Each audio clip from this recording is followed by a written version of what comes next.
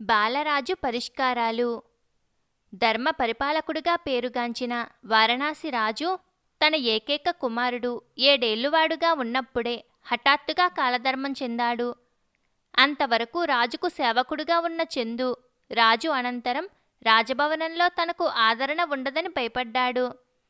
చిన్న ఇల్లు, కొద్దిగా సొంత పొలము ఉన్న తన గ్రామానికి చేరాడు. అక్కడ కష్టపడి పనిచేసుకుంటూ ప్రశాంతంగా కాలం గడపసాగాడు. మాట తప్పనివాడు, ఉపకారగుణం కలిగిన మంచివాడు కావటం వల్ల గ్రామ ప్రజలు అతని పట్ల ప్రేమాదరాలు కనపరచసాగారు. ఒకసారి అతని ఇంట్లో ఉన్న 2 ఎడ్లకు జబ్బు చేసింది. అప్పుడతను పొరుగింటి జగపతి దగ్గరికి వెళ్ళి ముందుగా ఒక మానెడు వడ్లు ఇచ్చి ఒకరోజు పొలం దున్నటానికి అతడి జత ఎడ్లను అరువుగా తెచ్చుకున్నాడు. ఆ సాయంకాలానికి ఎడ్లను తిరిగి ఇచ్చేస్తానని మాట ఇచ్చాడు.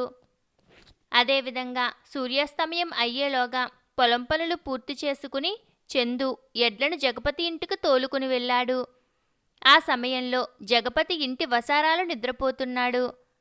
అతనికి నిద్రాభంగం కలిగించడం ఎందుకులే అనుకుని చందు తనే ఎడ్లను కొట్టంలో కట్టేసి వచ్చేశాడు. అప్పటికే జగపతి నిద్ర మేల్కొని చందు ఎడ్లను కొట్టంలో కట్టడం గమనించాడు. కానీ మాట్లాడకుండా అలాగే పడుకున్నాడు. అయితే ఆ రాత్రే దొంగలు జగపతి ఎడ్లను పట్టుకుపోయారు. ఆ సంగతి మొదట గ్రామాధికారికి ఫిర్యాదు చేయాలని జగపతి అనుకున్నాడు. అయితే కొంతసేపటికి మనసు మార్చుకున్నాడు.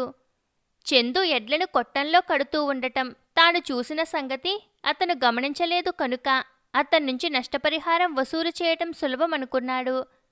తను గ్రామాధికారికి, రాజుకు ఫిర్యాదు చేసి ఆ తరువాత రాజభటులు ఎడ్లను వెతికి తెచ్చేంతవరకు వేచి ఉండటం కన్నా చందు నుంచి నష్టపరిహారం వసూలు చేయడం సులభమని ఆలోచించాడు. మరునాడు తెల్లవారక ముందే మళ్ళీ ఎడ్ల కోసం చందు జగపతి ఇంటికి వచ్చాడు. జగపతి వెంటనే నిన్న తోలుకు వెళ్ళిన ఎడ్లు ఏమయ్యాయి? ఎవరికైనా అమ్మేశావా ఏమీ ఎరగనట్టు మళ్ళీ కావాలని వచ్చి నిలబడ్డావు అని అన్నాడు జగపతి కోపంగా. నిన్న సాయంకాలం ఎడ్లను తోలుకుని వచ్చినప్పుడు నువ్వు వసారాలు నిద్రపోతున్నావు. లేపడం ఎందుకులే అని నేనే కొట్టంలో కట్టి వచ్చేశాను అన్నాడు చందు. అబద్ధాలాడకు.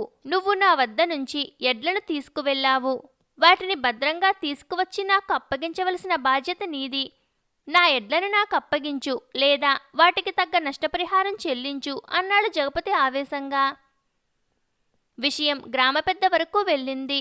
చందు చెబుతున్నది అబద్ధమని ఎవ్వరూ నమ్మలేదు. అయినా సరే అతడు ఎడ్లను కొట్టంలో కడుతుండగా చూసిన సాక్షులు ఎవరూ లేకపోవటంతో దానిని నిరూపించలేకపోయాడు. అందువల్ల వ్యవహారం ఓ పట్టాన పరిష్కారం కాలేదు.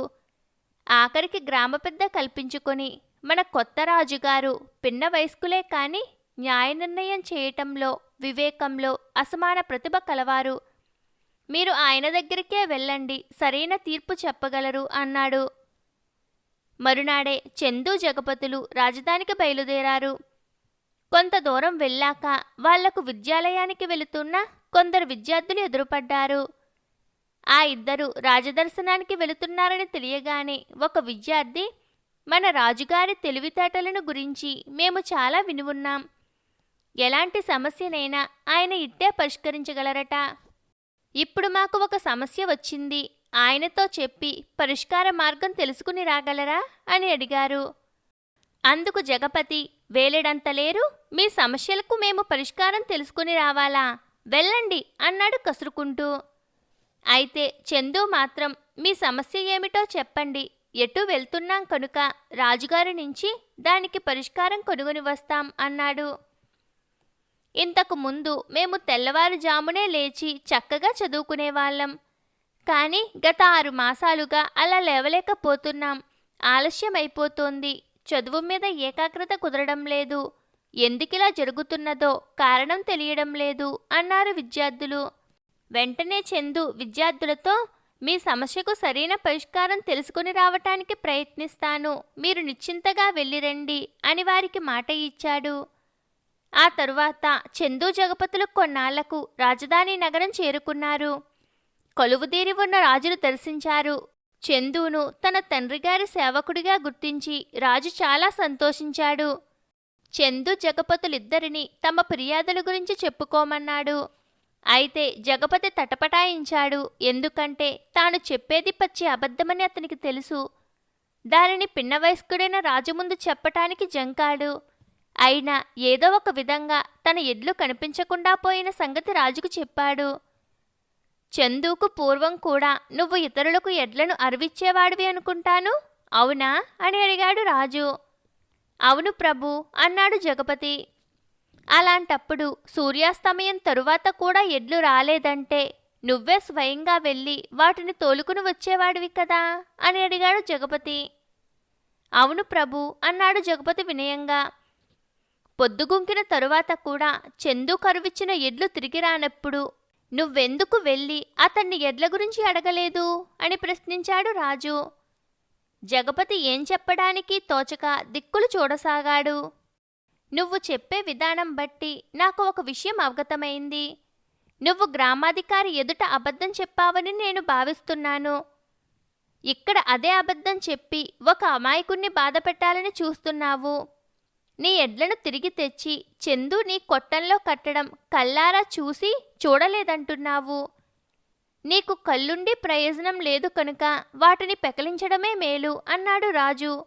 జగపతి గడగడా వణుకుతూ రాజు పాదాలపై పడి జరిగిన విషయమంతా వివరించి క్షమించమని వేడుకున్నాడు. చందు కూడా అతన్ని క్షమించమని విన్నవించడంతో ఇక మీదటైనా బుద్ధిగా నడుచుకో అని హెచ్చరించి రాజు జగపతిని క్షమించాడు. ఆ తరువాత రాజు, చందు, మా తండ్రికి సేవలందించిన నీకు ఏం బహుమతి కావాలో కోరుకో, ఇస్తాను అన్నాడు రాజు. ప్రభు, నాకు మార్గమధ్యంలో కొందరు విద్యార్థులు ఎదురై వాళ్ళ సమస్యను చెప్పారు. దానికి పరిష్కారం సూచించడమే నేను తమరి నుంచి ఆశించే బహుమతి అంటూ విద్యార్థులు చెప్పిన సమస్యను వివరించాడు చందు. తెల్లవారుజామున అరిచే ఒక్కానొక కాకి శబ్దం విని ఆ విద్యార్థులు నిద్రలేచేవారని నేను భావిస్తున్నాను. బహుశా ఇప్పుడా కాకి మరణించి ఉంటుంది. అందువల్ల విద్యార్థులు నిద్రలేవటానికి ఆలస్యం అవుతోంది. ఆ కారణంగానే విద్యాభ్యాసంలో ఏకాగ్రత కొరవడుతోంది. వేకువజామున లేవటానికి వాళ్ళు మరేదైనా కొత్త పద్ధతిని అనుసరిస్తూ పట్టుదలతో అభ్యసిస్తే విద్య వస్తుంది అన్నాడు రాజు. సత్యాసత్యాలను, మూల కారణాలను గ్రహించడంలో అసమాన ప్రతిభా విశేషాలను కనబరిచిన ఆ పిన్న వయస్కుడైన రాజు మరెవరో కాదు, బుద్ధుడి పూర్వజన్మలలో ఒకడైన బోధిసత్వుడు. రాజు చందు మంచితనానికి ముగ్ధుడై అతన్ని విలువైన కానుకలతో సత్కరించి పంపాడు. చందు తిరుగు ప్రయాణంలో ఆ విద్యార్థులకిచ్చిన మాట ప్రకారం రాజుగారి చెప్పిన సమాధానాన్ని వాళ్లకు తెలియచేశాడు. వాళ్ళు అందుకు కృతజ్ఞతలు తెలియచేయగా చందు సంతోషంతో తిరుగు ప్రయాణమయ్యాడు. ఇంతటితో కథ సమాప్తం.